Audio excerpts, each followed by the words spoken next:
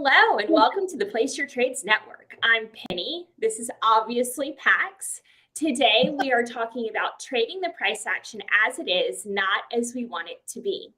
Today's podcast is brought to you by Tradeovate, which has built a custom app dedicated to trading event contracts. This is what we're all using at Place Your Trades.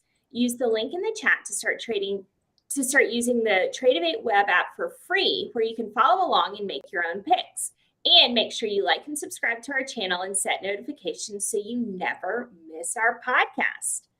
Hi, Pax. Good morning, Sister Golden Hair. How are you? How are you? I'm doing well. It has been a long, strange week.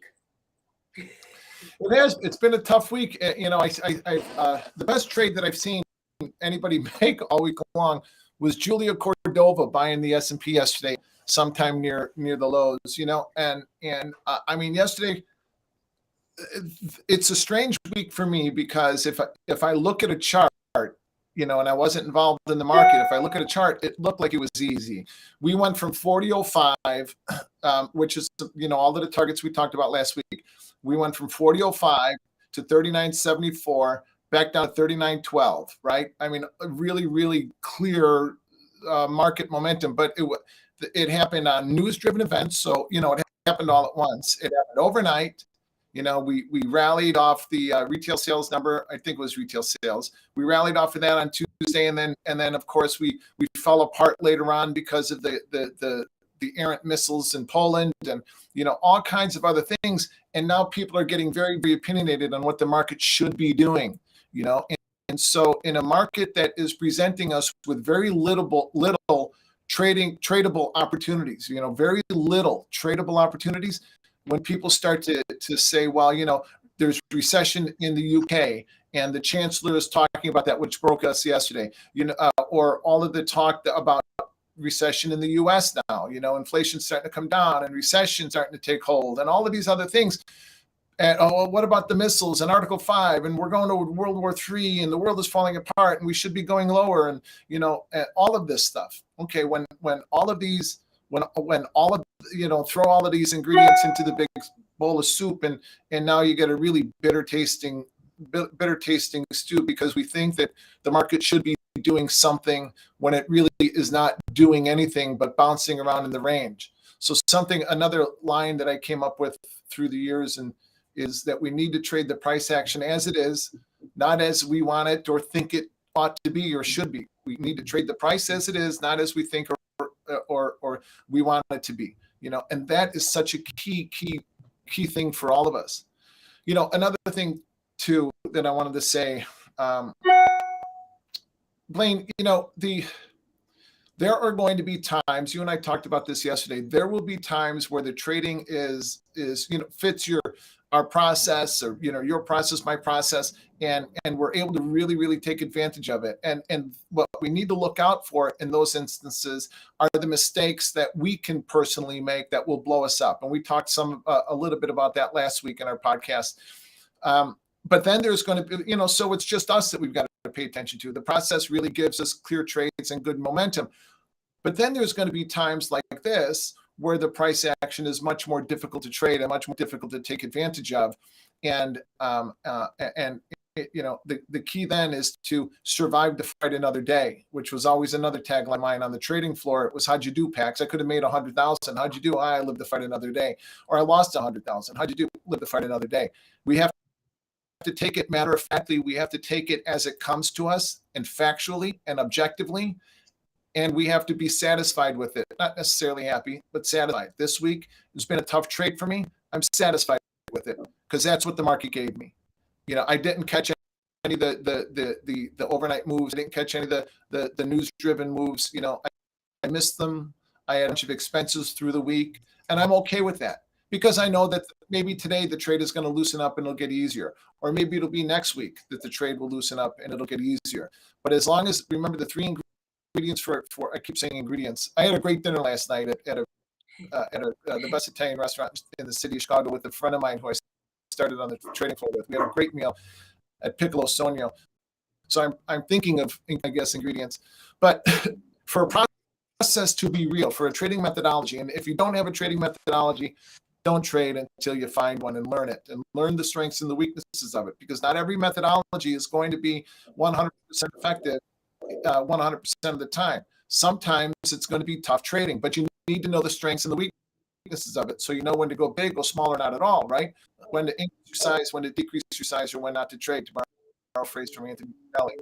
But in order for a methodology to be real, a process to be good, it needs to fulfill 3 requirements. It needs to be consistently profitable, it needs to be repeatable, and it needs to be scalable.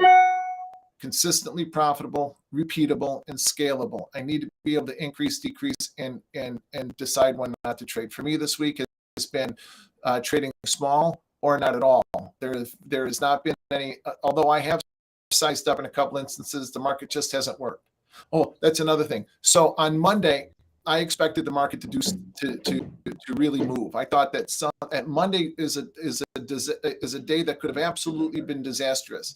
I expected movement out of the market. I don't remember quite what the price action was doing, but I expected for us to be busy, and we weren't. We barely got out of the opening. We bounced around the opening range for, I don't know, all day. If I didn't shut it down, I can easily lose a ton of money in a market doing nothing.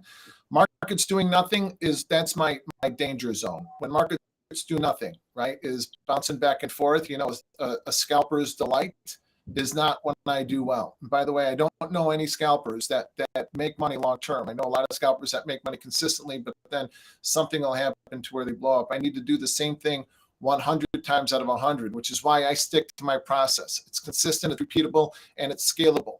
I need to know when to go big, go small, or not at all. I need to know my process's strengths and weaknesses so I can protect myself from its weaknesses while I protect myself from my weaknesses. And I need to know when my process is telling me to increase my size, decrease my size, or not trade. Because remember, this is a business like any other. It's not gambling. We're not going to the boat where I'm not taking dice and rolling them against the wall and hoping I don't crap out and I hit my bank. If you guys have never traded, or not traded, but if you guys have never played craps in a back alley, that's what we used to do as kids. That's it. I'm not doing that. I've done that. I've traded that way, and I've made a lot of money doing that. But inevitably, I give it back, whether it's 6 months down the road, a year down the road, or 2 years down the road. It's not about how much money I make in 5 years, 10 years, 20 years. It's about how much money I take when I'm done trading for active income. So in order for that to happen, to get back to our original point, in order for me to be able to be consistent and to repeat my process and to know what strengths and weaknesses are of it and what my strengths and weaknesses are in it, and I can protect myself from those weaknesses and build on those strengths, I need to trade the market as it is, not as I want it to be or not as I think it should be. Oh, the market should be going lower, so I'm selling these rips. Meanwhile, the market just keeps rallying. I'm averaging in.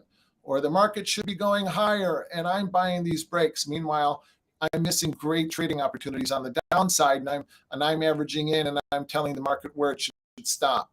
And I can tell you how many times I've done that, where I've stood in front of the market, and the NASDAQ, I can move the NASDAQ 100 points by myself. When I was on the floor, I can't now. I'm a small, I'm a market taker, no longer a market maker. But on the floor, before computers took over, when human beings created the volume, I literally can move the market 100 points by myself. I could. I was a big trader, and it was fun, and it was exciting, and it was great, and we ran the market.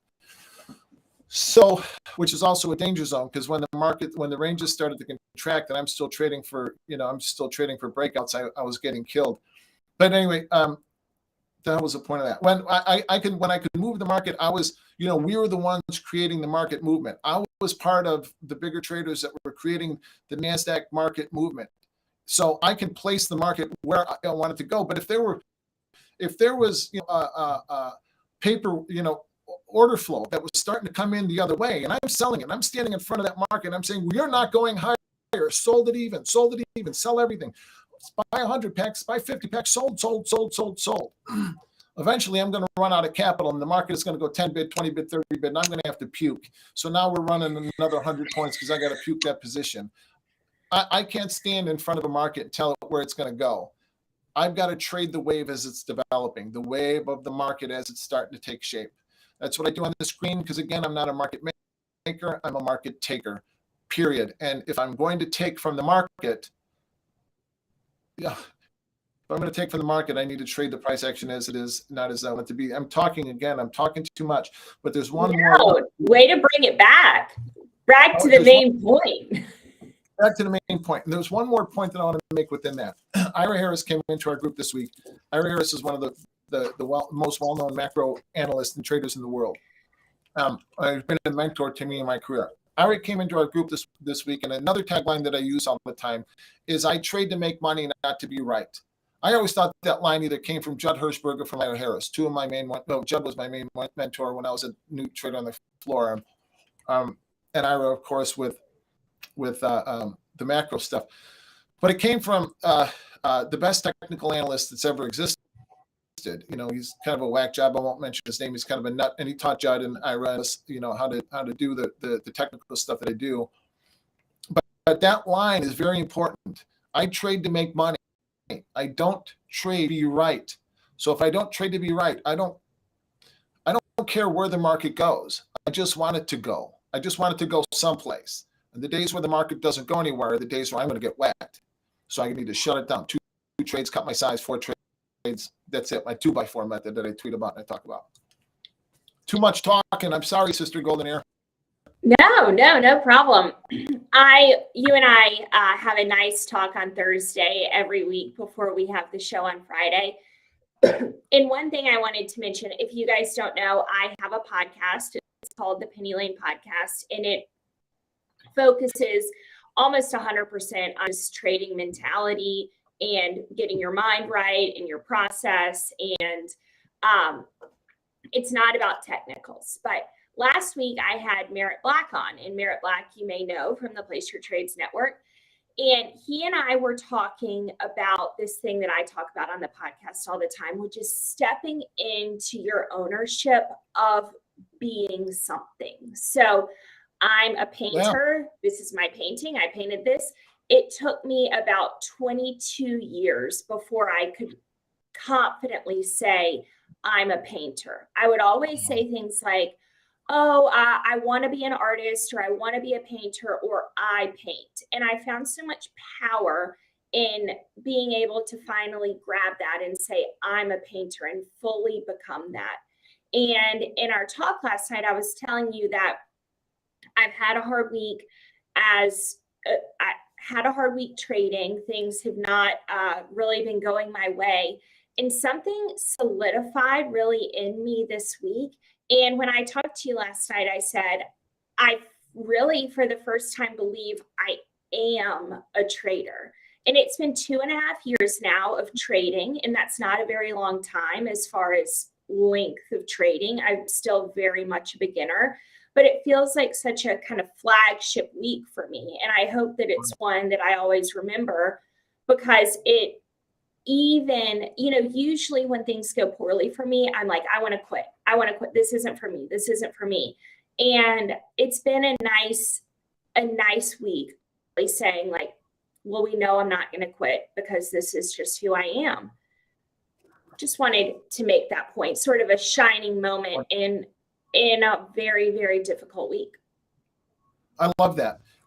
And in our conversation yesterday, I think I kind of interrupted that flow and said, you are a real trader. You think like a real trader. You act like a real trader. You are a real trader. I don't like using the term professional trader because that's a class, that's a class aside. That's people with licenses that manage money and stuff. You're a hedge fund manager for your family. Your accounts is your family's hedge fund, and you're managing that hedge fund for yourself and for your family. And you think like it, you act like it, and you are it. If you can see it, to use another cliche, if you can see it, you can be it. I think we've talked a little bit about like vision boards and things. There's some traders in my group that do vision boards. I think it's very, very, very important that we see things that way. One of the main parts of my trading day is my morning meditation or morning prayer, depending on the day.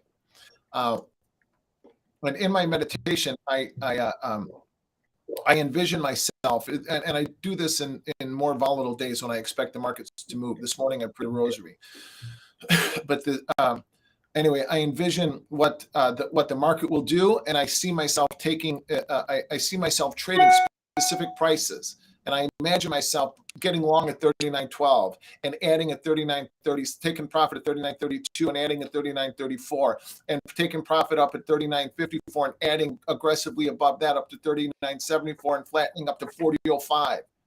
Trading the price action as it is. Not we're going lower. We should be going low. And that's it. The real traders are always real traders. You're a real trader when you're able to take a week like this week and say it sucked. There isn't anything I can do about the price. I can't do anything about the price action. It just wasn't. It wasn't easy. What I can do something about is the way that I approach it, and that's when you know that you belong here, and you belong. You got to take your lumps. You got to protect yourself from the times where we blow ourselves up, and we all do it. We're human beings. It's going to happen, and it'll happen again. And like we've talked about before, hopefully, before it happens again, you're able to stretch out that time, and so it becomes less frequent and less severe. Next time it happens, and it will happen. It happens to me. It happens to all of us. When we blow ourselves up a little bit, we have a bad day. It'll become less severe and less frequent. And then but even during those times, we get paid in information. The market always pays me, either in points or information, always. Even when I decide not to trade and I'm sitting watching the price action, I'm talking to the traders in the PAX group and helping them manage their positions. Like yesterday, a lot of guys were long, I had nothing on. And I'm helping them manage their positions. I get paid in information, which then will inform my next trades. And I can envision myself taking advantage of that price action. I want to know in the S&P, if we got up to 40.05, I already know what I'm going to do. I already know, depending on where I'm long, if I'm long, I already know what I'm going to do when we get to that price. We get through 40.05, I know I'm going to be aggressively long. Well, speaking of a plan, would you like to make some picks? For sure. For sure. Okay, actually, before we go into that, I just wanted to say, if you are not following us on Twitter, please do at Place Your Trades. We're doing a lot of fun stuff, but I wanted to highlight every week, Shy Girl, who is a Place Your Trades All-Star, is hosting a Spaces, and these things are the best. They're so popular. They're so rich in information. Go ahead and just block off. They're usually Wednesdays at 11. Follow Place Your Trades so that you know and you can set a reminder for the Spaces. She is getting the best guest, and it is such a valuable hour out of your week. So please go to the Twitter and do that. We also have very fun polls every day where you can pick yes or no about where the S&P will close. And it's so interesting to see every day. Today, we're leaning a little bit more toward a bearish day and a no. And then yesterday actually was, it has changed. But when I checked last night, we were dead even yesterday on if people thought we were going higher or lower. And so it's a great place to get sentiment from what other traders are doing. Big fan of the Twitter. Also, a fantastic thing that we provide here at Place Your Trades is Shy Girl writes a blog for us. This thing is worth its weight in gold. She is so knowledgeable about the markets. And this blog, she puts it out on Sunday. What a fantastic way to start your week. All you have to do is go to placeyourtrades.com. You do have to log in on the front page, which is very easy to do. And then you just hit Shy Girl's blog and look at, this is just, this is a great way to start your week. And I think everyone should be reading this. I could not agree more. I just, the spaces that Shy does and the blog, I read it every week. Ira Harris told her the other day, again, Ira's one of my mentors, macro guy.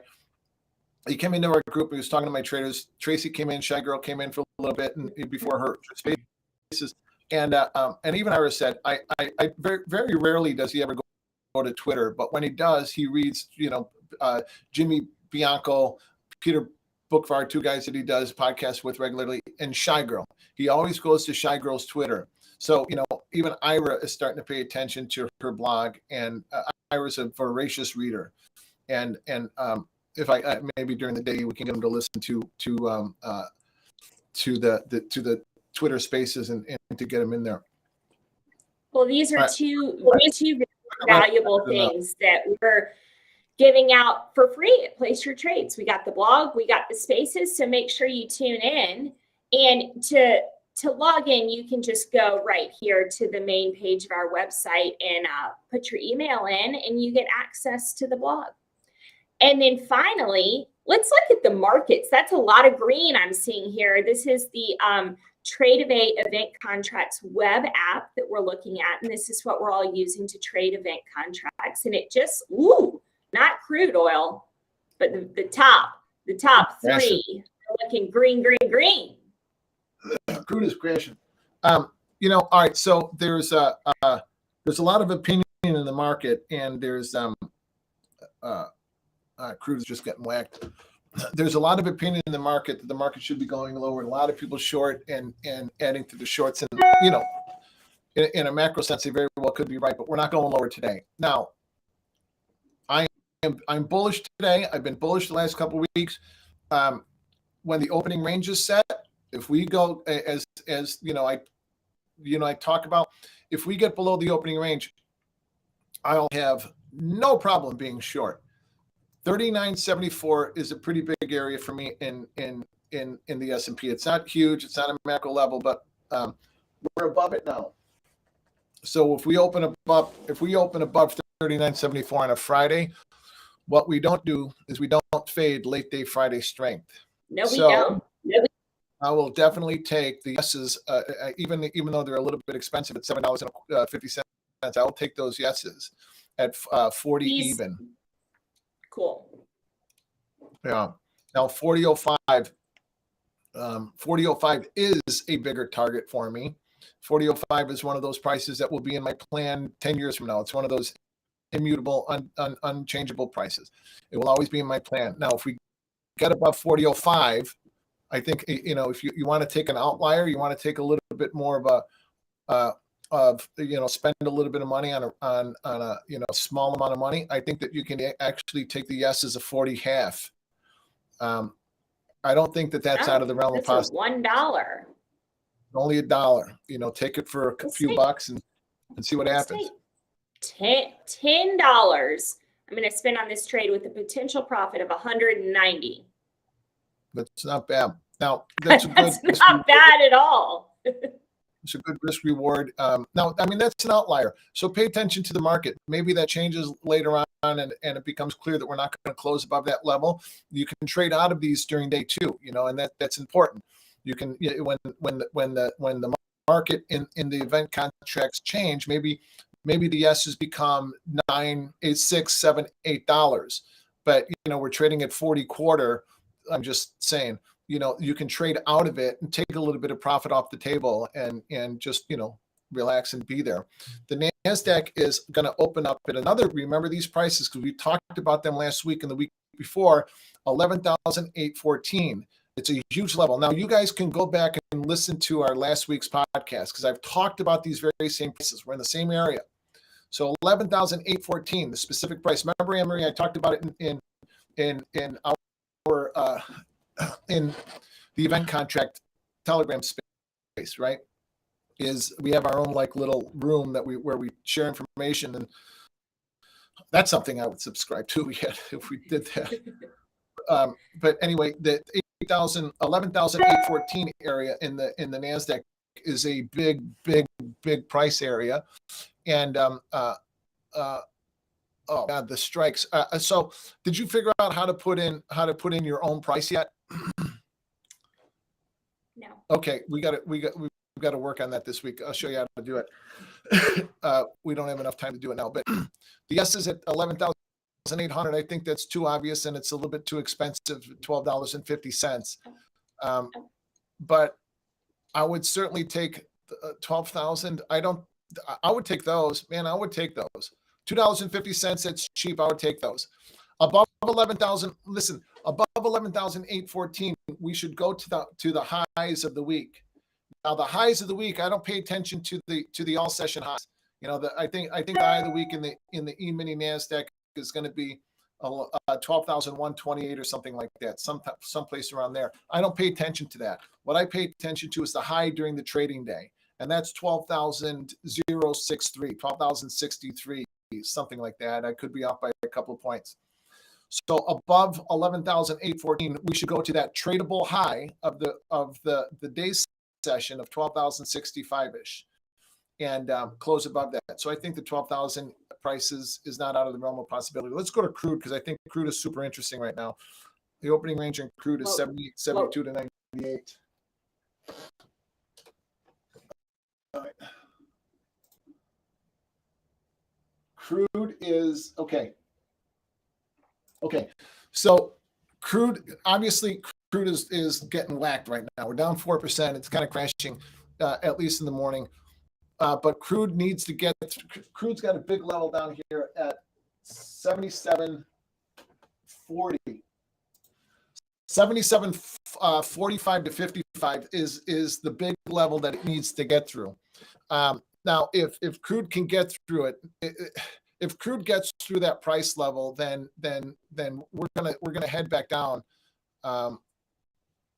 Those strikes are too far apart. All right, let's if 70 the opening range in crude is 78.72. So we are solidly below crude's price, or crude's opening range, and it was a great opening range trade. If anybody took it, I would take profit down here at 77.55, 60 on the trade. But I mean, and take a lot of it because this is a huge area for crude to get through. If crude gets through it, then we should see $75. I would take the, for $1, why not take the nose at $75? It's $1. Can't, it's good risk reward. You can make 190 on that trade, and it's only a few bucks, right? Now, I do want to point out, just as the very last thing, that I had about $200 in here when we started. So this is a very small account, and look at all these trades I'm able to take this morning. So I am very actively in the market for a very small amount of money. And it's a Friday, and we are here to talk about preserving your capital. So I don't really like to trade on Fridays, especially if I've had a good week. And what a just glorious way to be in the market, be in the action, and not have to put my main account at risk today. Capital. These event contracts are great for capital preservation. They're great because I know what I'm going to spend and I know what I'm going to make, and that's what we're all looking for. We're all looking for defined risk and defined trades. I need to be able to define my trade, and this gives me very, very good trade definition. That's what we're all looking for. To download this Trade-Evade app and start trading these event contracts today, go to placeyourtrades.com, put your email in here, and get the app. We have all very much enjoyed trading these event contracts, and it's an easy way to download it, get the app, and start trading. Have a great Friday, everyone. The market is open. All right. I don't know what the opening range is. Hold on while we're here. While we're here. I missed the open, so all the traders in my group, I'll be there in a second. All right, this is actually, so far, it's a pretty decent opening range. 91.75 in the S&P is high. 87 is going to be the low. So 91.75 is going to be the high. I want to be long above that. I like that because 92.94 is where we open the week. The all sessions open the week on Sunday. So if we get above 92.94, I want to be long, but we've got that price point to 40.05. Above 40.05, the market can run up to 40.5. The highest, the overnight high of the week too. So if we get below 41.87, then we go down to 39. If we get below 39.87, then we go down to 39.74. Below 39.74, we go back to 39.12. So take it easy. Let the market set up. Take the breakouts that are going to fit your risk parameters. And remember, past results are not indicative of future behaviors. The opening range this week has had many, many false breakouts. So don't take any more than just a couple of trades, a couple of attempts. If it's easy, we want them. If it's difficult, shut it down quick. Have a wonderful weekend, my sister. Have a blessed weekend. Have a profitable day. And I will talk to you sometime this weekend or next week. Thank you, Pax. Happy Friday. Happy Friday.